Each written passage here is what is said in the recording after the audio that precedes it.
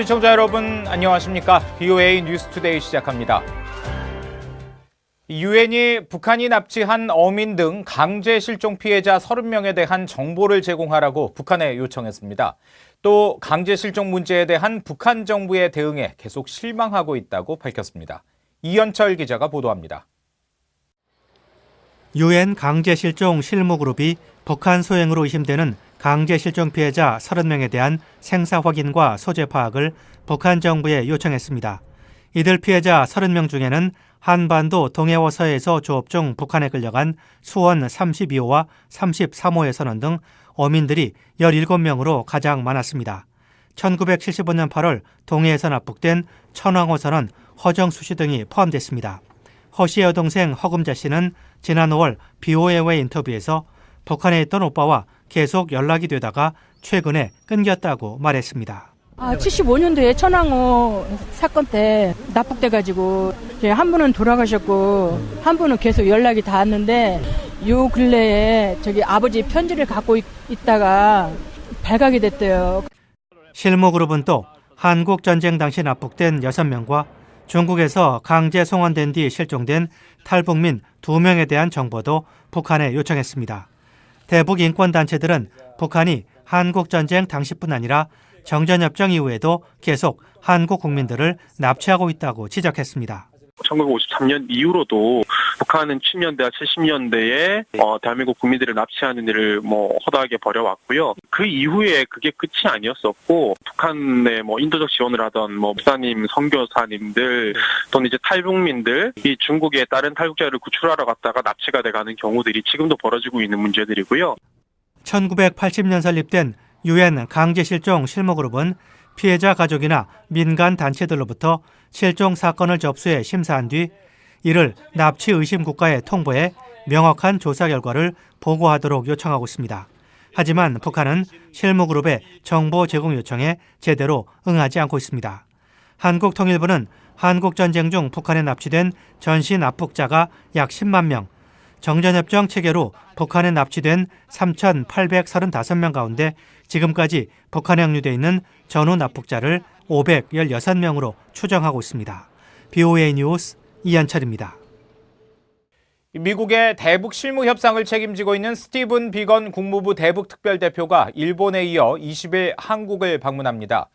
22일까지 서울에 머무는 비건 대표는 이 기간 이도훈 한반도 평화교섭 본부장 등과 만나 한반도의 완전한 비핵화와 항구적 평화 정착의 실질적 진전으로 이어지기 위한 양국 간 협력 방안에 대해 심도 있는 협의를 가질 계획이라고 한국 외교부는 설명했습니다.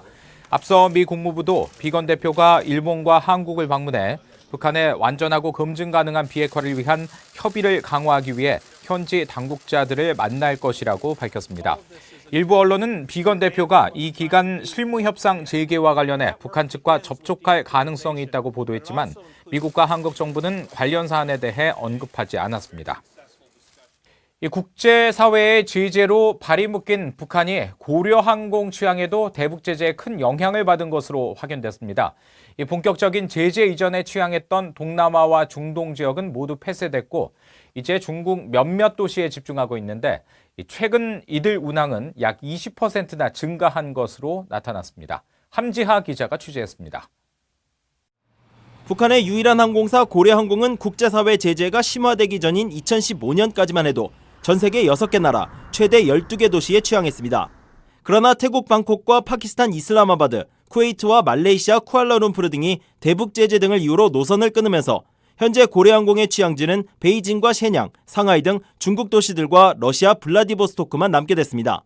국가만 놓고 보면 6개 나라에서 2개 나라로 취항 국가가 대폭 축소된 겁니다.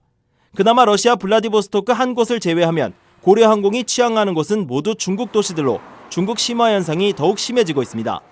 고려항공은 최근 산둥성 진한행 왕복 노선을 시작했고 지난해부터는 중국과 다롄을 잇는 항공편도 개설했습니다. 또 마카오 취항도 앞두고 있다는 보도도 나와 중국 집중 현상은 더 커질 전망입니다.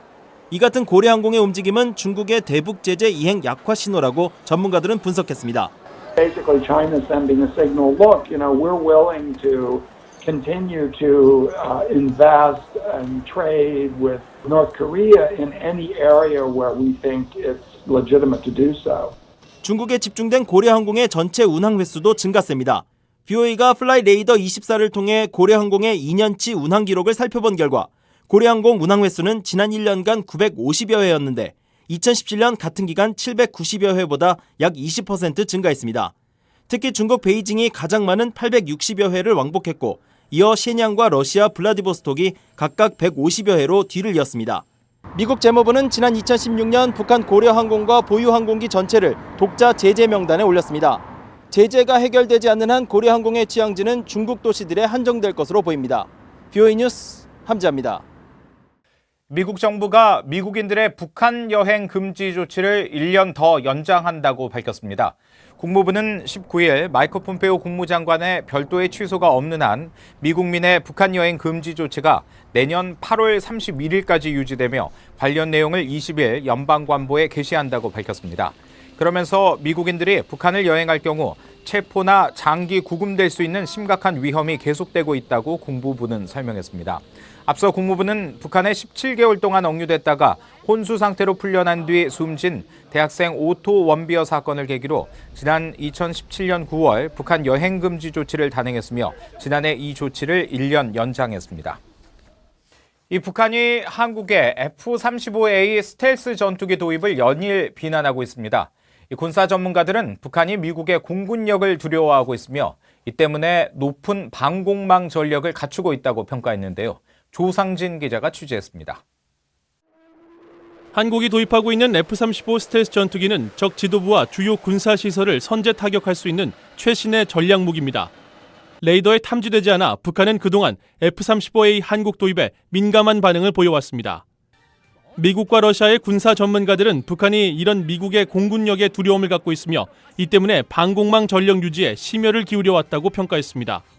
미 해군 분석센터의 마이크 맥데비 선임 연구원은 안보 전문 매체 내셔널 인터레스트에 북한이 과거 한국 전쟁 당시 B-29 등 미국의 공군력에 초토화된 경험 때문에 방공호를 짓고 방공 시스템을 구축하기 위해 노력해왔다고 말했습니다. 러시아 고등경제학원의 바실리카신 선임 연구원도 북한이 구소련의 방공 시스템을 개량해 잘 유지하고 있다며 최근 구식 레이더를 이란제 신형 단계별 레이더로 교체했다고 밝혔습니다. 또 북한판 패트리어트 미사일로 평가받는 KN-06처럼 탄도미사일보다 전투기 요격에 최적화된 지대공 미사일을 자체 개발할 정도로 역량이 뛰어나기 때문에 과소평가해서는 안 된다고 지적했습니다. 데이비드 맥스웰 민주주의 수호재단 선임연구원은 미군 역시 북한의 방공 시스템 역량을 높이 평가하고 있다면서 이런 이유로 F-35가 도입됐다고 설명했습니다. One of the first things that ROK and U.S. Air Force aircraft will do is to be able to neutralize North Korea's air defenses. That's really a top priority. That has to be neutralized quickly so that we can rapidly gain air superiority. 로렌스 고브 전 국방부 차관보는 북한의 방공 시스템이 준수하다면서도 우려할 수준은 아니라고 평가했습니다. I don't think it may be good enough to deal with, previous generations of American things, F-15, F-16. 그러면서 최근 터키가 도입한 러시아제 S-400 미사일을 도입하지 않으면 F-35A처럼 스텔스 기능이 탑재된 전투기를 탐지, 요격하기 어려울 것이라고 말했습니다. 전문가들은 앞으로 북한이 S-400과 같은 최첨단 요격 미사일을 러시아로부터 직접 도입하거나 자체 개발에 나설 것이라며 이 부분을 주시해야 한다고 강조했습니다. BOA 뉴스 조상진입니다. 중국을 방문한 김숙일 북한군 총정치국장이 베이징天安门 광장에 있는 인민영웅기념비에 헌화했다고 북한 매체가 19일 보도했습니다. 조선중앙TV 보도에 따르면 김숙일 총정치국장과 북한군 대표단이 기념비에 화환을 헌화했으며 이 자리에는 중국 중앙군사위원회 정치공작부 주임조리도 동행했습니다. 인민영웅기념비는 중국 건국 과정에서 희생된 사람들을 추모하는 구조물로 북한 고위급 인사가 이곳에 헌화한 것은 지난 2003년 조명록 당시 국방위원회 제1부위원장 이후 16년 만인 것으로 알려졌습니다. UN 안보리 대북제재위원회가 국경 없는 의사회와 세계보건기구 WHO의 대북제재 면제 수정 요청을 승인했습니다. 대북제재위원회는 19일 웹사이트에 올린 서한을 통해 국경 없는 의사회와 WHO의 면제 수정 요청을 승인하며 면제 기한이 내년 2월로 변경됐다고 밝혔습니다.